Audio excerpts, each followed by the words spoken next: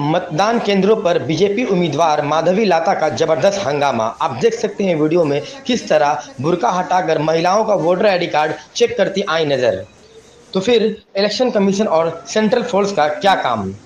मैं अशरफ और आप देख रहे हैं CVB न्यूज़। हमारे चैनल को लाइक और सब्सक्राइब करना ना भूलें।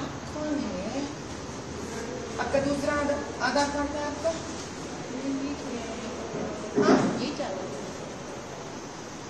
पहले बनाई कितने साल पहले बना